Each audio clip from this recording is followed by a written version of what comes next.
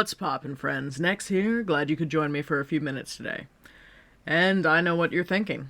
How does one simp over sound design? Well, there's a few different levels to this. Starting just at a surface level, you know how some people are just into certain sounds? One example of this is ASMR, where people tend to find certain sounds soothing, relaxing, where you get the meridian response all the way along your back. And one of my friends is into primal play for another example, where he hunts his lover. One of the best tools he has at his disposal is sound. A well-timed growl, snarl, or bang can increase the excitement and make a rush of adrenaline add to the intensity of an instant.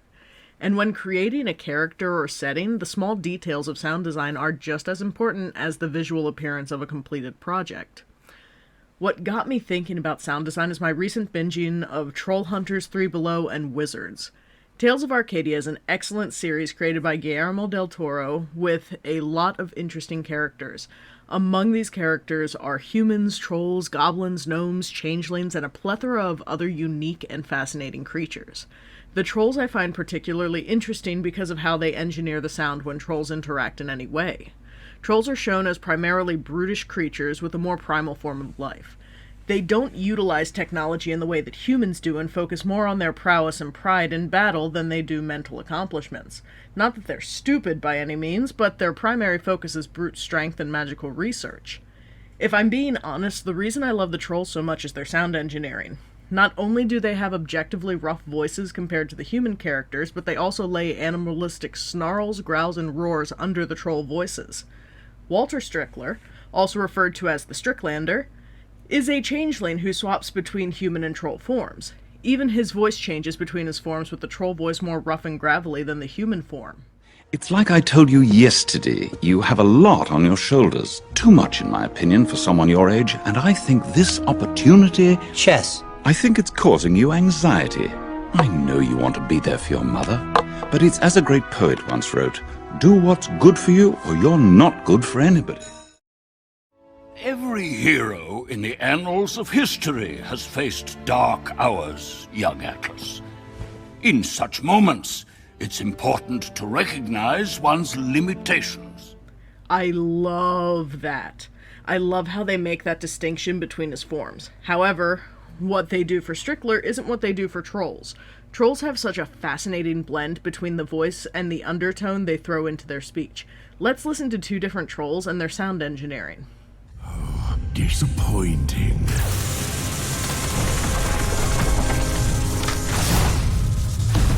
Overcome by a child. Gunmar!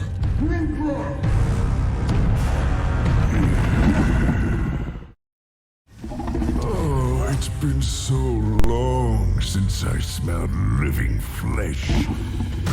So the stories are true.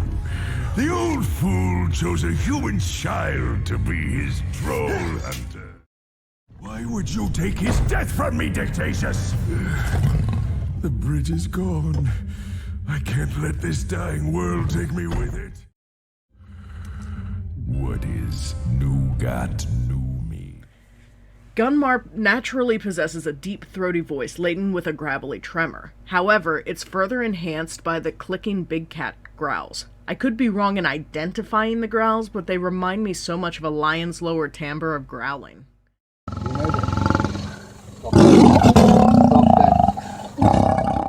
They layer the sounds so well together, the growling not interfering with spoken lines, but adding to them incredibly well.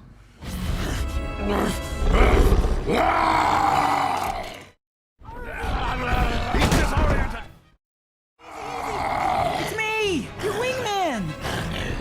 Wingman.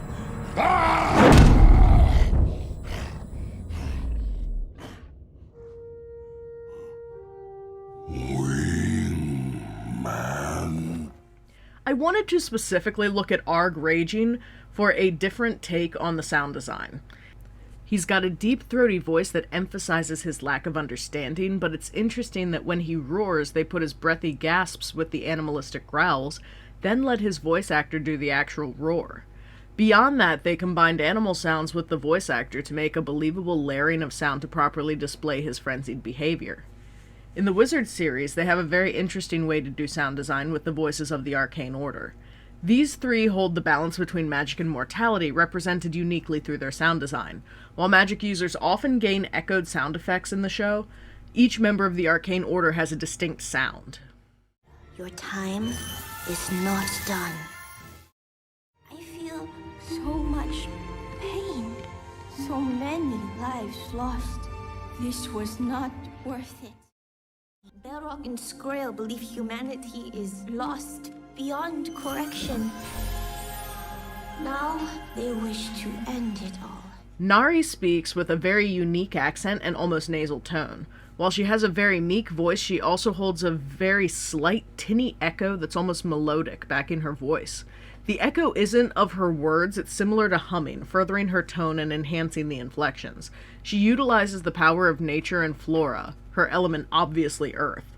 Her voice throws out a tone that I would imagine is representative of Mother Earth herself.